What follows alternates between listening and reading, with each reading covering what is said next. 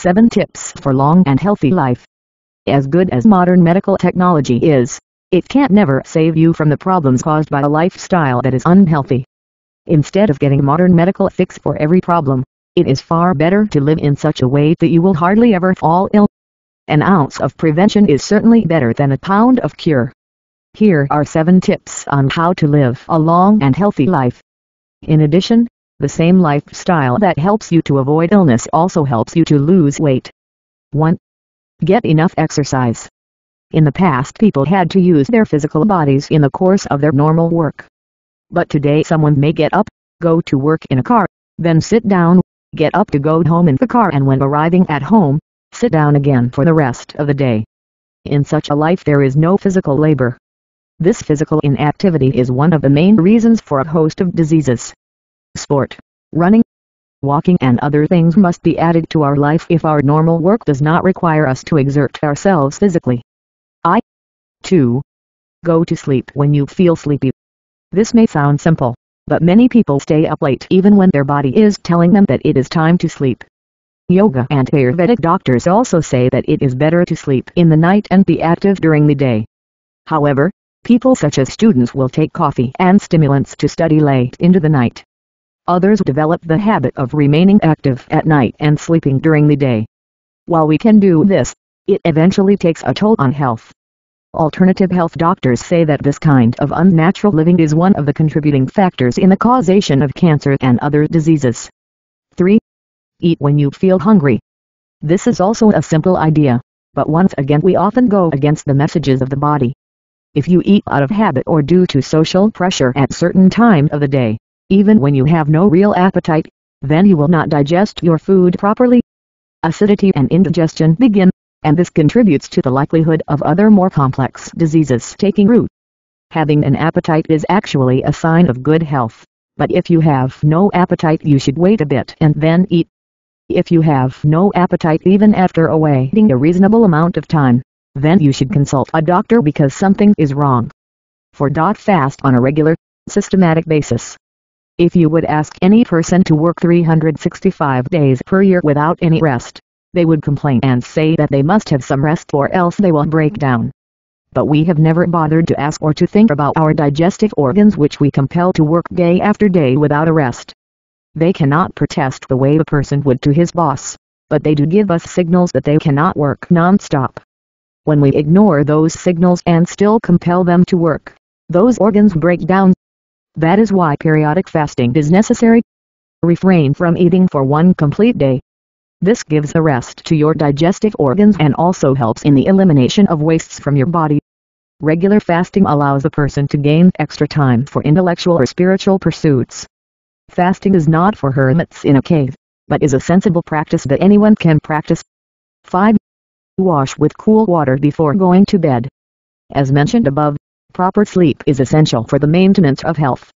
If you wash your important motor and sensory organs, hands, arms, eyes, legs, mouth, genitals before sleep using cool water, this will relax you and prepare you for deep sleep. 6. Perform meditation on a regular basis. Your body is linked to your mind. Many of the diseases of this era are psychosomatic. Stress and anxiety take their toll on our physical health. Meditation is a mental exercise which, among other things, allows you to detach yourself from the worries of life. Learn a simple technique and do it regularly. 7. Get up early every day. Once again the old proverb, early to bed, early to rise makes a person healthy, wealthy and wise. I don't know if it will make you wealthy, but it will certainly make you healthy. Your body needs just enough sleep, not too much and not too little. How a natural enzyme can improve and maintain your health. Over 30 years ago, the German physician, Dr. Hans Nieper, faced with the problems that are still unresolved by mainstream medicine today, looked to nature to find a way that would deal with all and any type of inflammation. Inflammation is anything in the body that should not be there. Any non-living tissue. And quite simply, this is just about anything that causes pain. Blockages, such as in the head or chest from mucus, like catarrh, sinus or bronchial problems, asthma, emphysema, or industrially induced problems including asbestosis. Things like blood clots, prostate problems, arthritis, ulcers and a mass of other problems that your doctor will tell you cannot be helped are all caused by inflammation. Sera is the enzyme that the silkworm uses to dissolve its cocoon. Dr. Neeper realized that if the silkworm, when it turns from being the worm into a moth, and it is so in a very short time, must have something that dissolves non-living tissue because the cocoon is a hard structure of dead tissue. Dr. Neeper separated the enzyme out, gave it to his patients and achieved staggering results, very quickly. He gave it to one patient for amputation of a hand because of a blocked artery. It cleared the blockage and the man kept his hand. He also reported that Sera dissolved blood clots and caused varicose veins to shrink or diminish. To achieve the huge amount required in the world today, Sera is now naturally processed commercially through fermentation. Histological studies have revealed powerful anti-inflammatory effects of this naturally occurring enzyme.